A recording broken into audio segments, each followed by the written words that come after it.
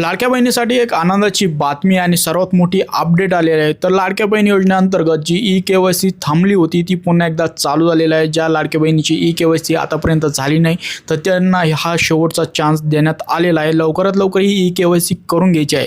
त्याबाबतचा हा व्हिडिओ राहणार आहे। ई-केवायसी कशी करायची ए टू झेड लाईव्ह प्रोसेस तुम्हाला बघायला भेटणार आहे। यामुळे तुम्हाला जी चूक पहिले केली होती तर ती दुरुस्त करण्याचा हा शेवटचा चान्स राहणार आहे।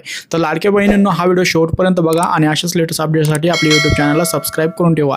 तर लाडक्या बहिणींनो असं काही इंटरफेस आलेलं दिसतंय। इथं तुम्हाला पहिल्या लिंकवरती क्लिक करायचं आहे। याच्यावरती क्लिक केल्यानंतर वरती तुम्हाला आधार नंबर टाकायचा आहे। आता तुमचा फक्त इथं स्वतःचाच आधार नंबर लागणार आहे। तुम्हाला घरच्यांचा आधार नंबरची गरज राहणार नाही। तर तुम्हाला इथं कॅप्चा टाकून घ्यायचा आहे।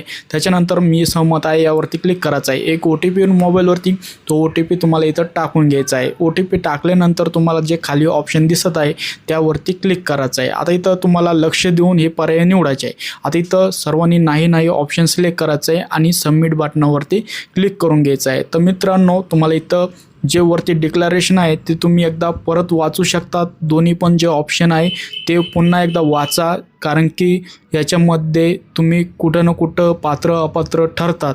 तर तुम्ही हे काळजीपूर्वक वाचायचे आहे। त्याच्यानंतरच तुम्हाला हा फॉर्म सबमिट करायचा आहे।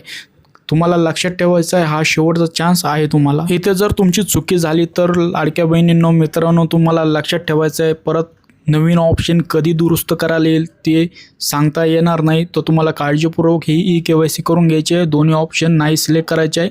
त्याच्यानंतर तुम्हाला हा फॉर्म सबमिट करायचा आहे। सबमिट केल्यानंतर असं काही ऑप्शन दिसेल तर इथं बघू शकता तुमची ई-केवायसी पूर्णपणे सबमिट झाली आहे। लाडक्या बहिणींनो सर्वांनी ही प्रोसेस लवकरात लवकर करून घ्या। ही काही महत्त्वाची अपडेट होती। ही जर अपडेट तुम्हाला आवडली असेल तर नक्कीच ह्या व्हिडिओला लाईक करा। अशाच लेटेस्ट अपडेट मी तुमच्यासाठी घेऊन येत असतो। त्याच्यासाठी आपला या YouTube चॅनलला सबस्क्राईब करून हा व्हिडिओ जास्तीत जास्त तुमच्या मित्रांमध्ये शेअर करा। व्हिडिओ बघितल्याबद्दल आपल्या